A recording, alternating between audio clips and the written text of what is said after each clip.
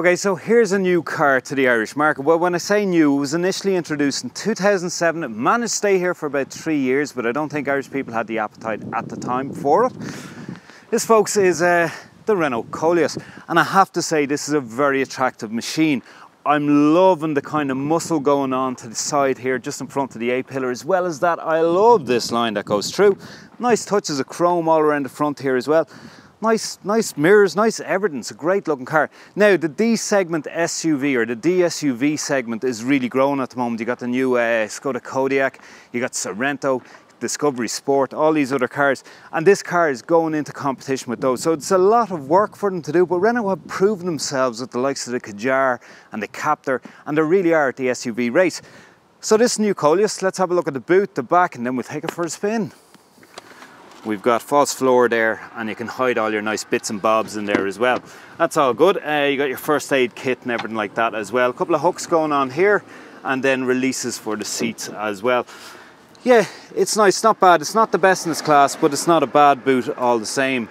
Now, what Renault have done, they've kind of focused more on comfort as opposed to utility. So let's have a look at the back seats, where there's going to be plenty of room. We're in the back of the brand new Renault Koleos, right? And the first thing you're going to notice straight away, this is my driving position. This is where I've been driving all day for the last week.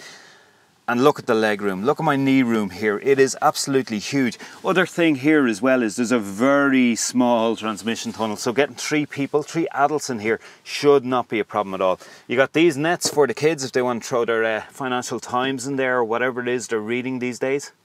My kids read Financial Times. So this is really good space. That's my normal driving position. We have 2 USB ports going on here. We have a 12-volt charger socket here as well, and then places for the aircon there too. All right, another 12-volt to the front. Now, one thing that I'm going to mention it now, because I've sat in the back while this car has done a bit of self-parking function in this car. Tim's going to show you some lovely cutaways of that. By the way, if you haven't subscribed to our channel, there should be a button down the bottom corner here, so please press that. Now let's have a look at this. This is the center armrest, 2 cup holders there, and as well as that we have our ass warmers.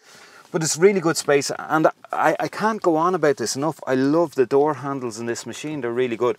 So I'm 6 foot tall, or just under 182 centimeters, okay, for those of you who don't understand feet and want to look at it in centimeters. I'm about 182 centimeters, okay, and my hair is touching the roof. Now the reason for that is we have this panoramic roof going on here, and therefore it's adding an extra maybe inch to the roof depth, which means it's touching here. If we didn't have the panoramic roof, I don't think there'd be any head height issues at all. And I wouldn't even call it an issue at the moment, but just to point out, my head is touching the top there. But yeah, let's take it for a spin.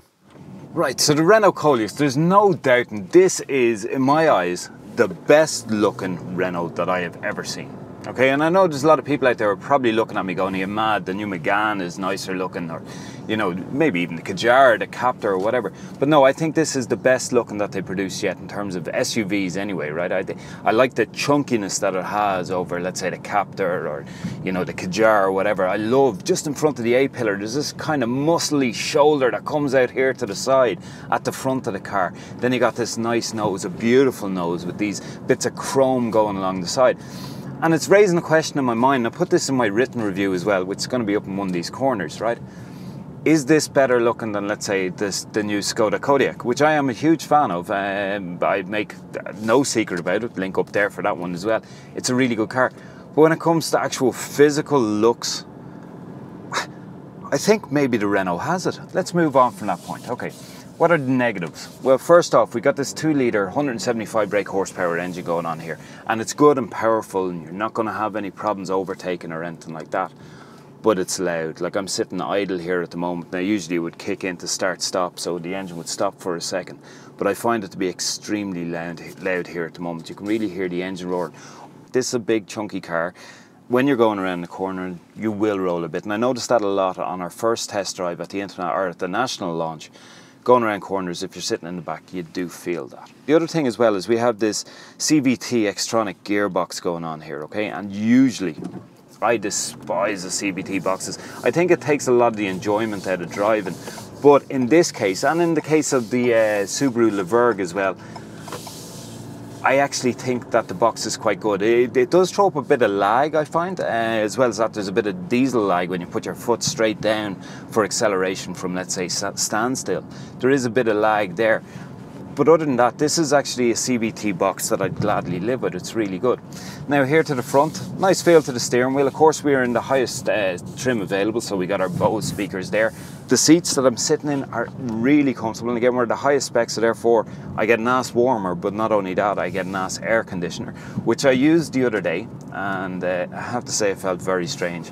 And I don't think I'm a fan of it. At one stage I thought it was burning my ass.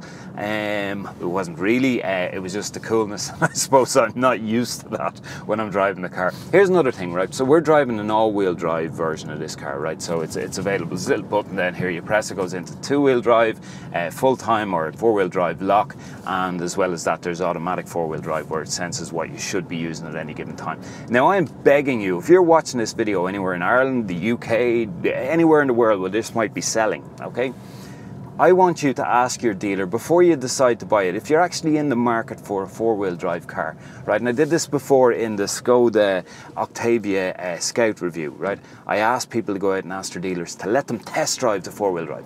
So what I'm asking you to do is when you go in to actually look at one of these, and if you're seriously in the market for a four-wheel drive, ask your dealer to give you access to a course so you can actually try out the system. Now I will tell you, I think it's quite good. We didn't do the toughest course in the world. We went through a couple of rivers. We went up some very steep, mucky, rocky road. I thought that was really good, and it's good at that type of stuff, right? So if you live up the mountain like members of my own family do, they need an all-wheel drive, right? They experience more snow than we would, and therefore they need to know that their car is going to get them up on an icy, slippy day. I'm giving it credit for that because I've actually tested it. Unfortunately, we don't have any cutaways on that itself.